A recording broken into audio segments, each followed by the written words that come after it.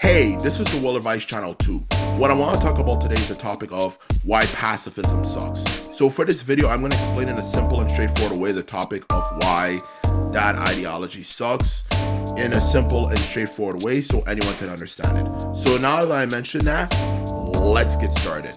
So when it comes to the topic of why pacifism sucks, it simply comes down to the fact that its way of thinking is completely false and illogical, because they say that violence is never the answer, but the truth of the matter is sometimes violence is the answer, such as the fact that every nation that is developed and so on and so forth has something known as the military, which of course uses violence as a way to prevent people from, of course,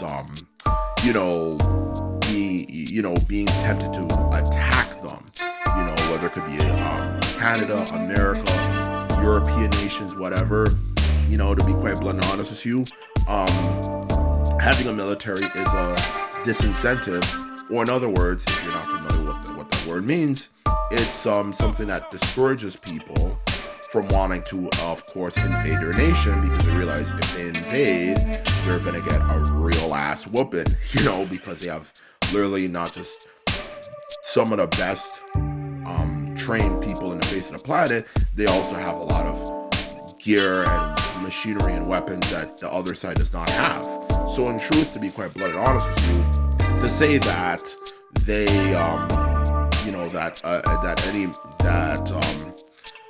another military would think that they would not invade, especially when you look at how rich a lot of those Western countries are compared to themselves, is simply foolish, especially when you look at the history of the world. Every time a nation was rich and prosperous, they always had an invasion attempt done on them, which happens all the time. And to think that if America didn't have a military, which is just below its borders, surrounded by one of the poorest nations on the face of the planet, that's not even really under the control of any politician. It's under the control of very negative, people and stuff, and it's been like that for quite some time, to think that they would have never been invaded is definitely kind of far-fetched, especially when you know the history of the world. If, for that matter, if of course America didn't have a military, let alone the Western world, in the other part of the world, which is Europe, who are surrounded by Middle Eastern nations that are very poor, to think they would have never invaded either is also very far-fetched and silly. So to answer your question, war violence is the answer because it serves as a disincentive for people to do it, Because the thing about pacifists, you hear them try to say all the time, they always try to make the same arguments all the fucking time, a lot of them. Okay, one of the biggest arguments they make is that, well, you can use violence, but you need the absolute last resort.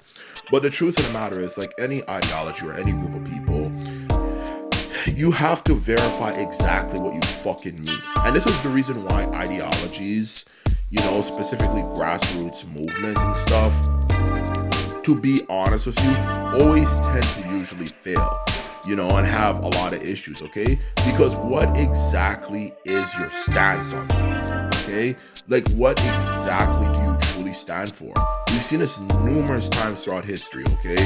Whether it could be, obviously, the Occupy Wall Street movement. It could be anything from, even after that. You had a few other things that happened, even, I guess you can use Black Lives Matter, all that sort of stuff, and of course, even up to the Gen Z, protests that happened, I think, last year, I believe, where they used the One Piece as a symbol of it, whatever. The truth of the matter is, those movements tend to fail because they don't have any fucking vision. What exactly do you stand for? Okay, what is exactly your belief? What is exactly something you're trying to do here? And when it comes to pacifism, which is a movement in itself, it's the same thing. Can you give an exact verification of what the limit is for when you are going to be willing to defend yourself, especially for a group of people that say, they absolutely despise violence?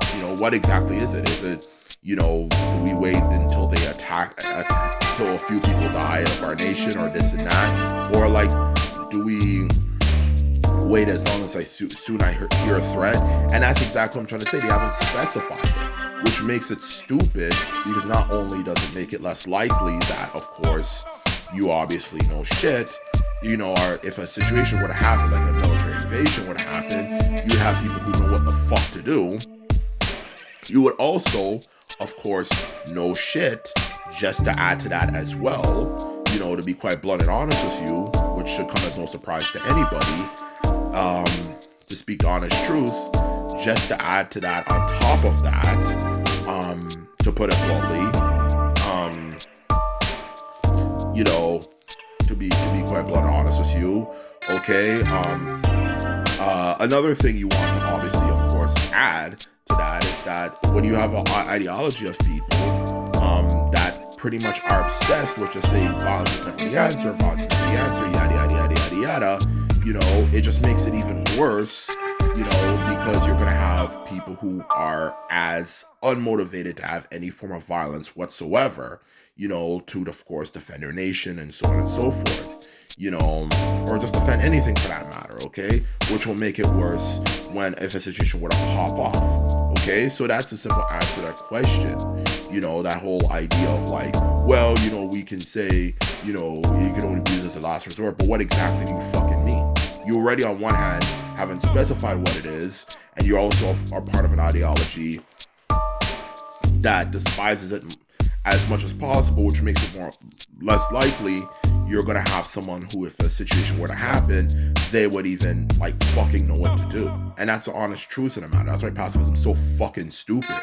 And just to add to that as well, it even just, aside from, of course, what I was getting at just now, it even just comes down to the way they teach people how to think that would even affect the military people. Because the truth of the matter is, as we all know, war is a terrible thing, yada yada yada. You heard the whole stuff all the time, and to be honest with you, but the truth of the matter is, not only is it a horrible thing, for that matter, you also have to have well-driven people that actually be willing to do it. And if you're just gonna have of course, something like war, and you, of course, as a result, have to have people who serve on the front line, like soldiers and stuff, and just pretty much try to teach them to see in a way that violence is never the answer, and try to see the world in a way that's actually completely incorrect and just kind of dumb, wouldn't it just make them more likely to just not be good soldiers?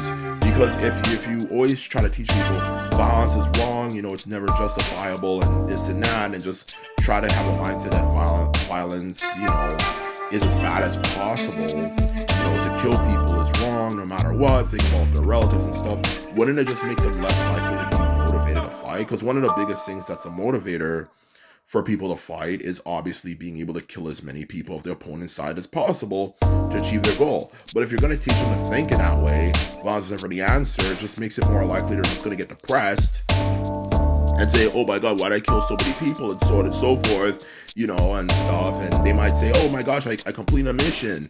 We took out this objective, but it also killed a lot of people, and they're just gonna have a pacifist who says, oh, that's nothing to be proud of, and this and that, and you should be ashamed of yourself for even feeling a sense of joy in that. But he's not really necessarily feeling a sense of joy in like killing people. He's more feeling a sense of joy in the objective, but they still will teach them to think that way. It's so fucking stupid, to be quite blunt and honest with you, okay?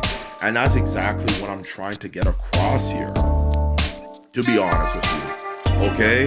And just to add to that, for anybody to be the master of a craft, like, for example, become really good at like warfare or something like that, one of the biggest things that they have to do is be passionate about the field of that topic, okay? They have to be passionate about it, okay? And if you're just going to teach people that having any interest in violence, it makes you a psycho, and this and that, it's straight up stupid, because what the fuck are you going to do to have people who obviously dedicate their life to this field of work because it's their occupation? How the hell are you going to have them, in other words, to simplify what I'm trying to say, have people who actually take up that occupation? Because at the end of the day, if I'm fascinated with the history of war and this and that, it somehow, according to them, makes me a complete fucking psycho. So that's so fucking stupid. And that's what I'm trying to say. And that's why those people are so goddamn dumb. In all honesty, okay? Just everything I said for this video is exactly what I'm trying to communicate. They're just dumb. And it's just playing the whole cliche, oh, does this make me a bad person? Does this make me a bad person? Does this make me a bad person way of thinking? And that is the honest truth. These people have no personality aside from just saying, does this make me a bad person? So fucking annoying. So anyway, that is all I have to say about why pacifism sucks. And the message that there is to learn from this video is that extreme ways of thinking do not work, okay? Whether it's extreme obsession with peace or extreme obsession with war, no extreme ideology works, and pacifism is a good example of that. And that is the truth. So anyway, this is my video. This is off the scene. So we put them out, and bye.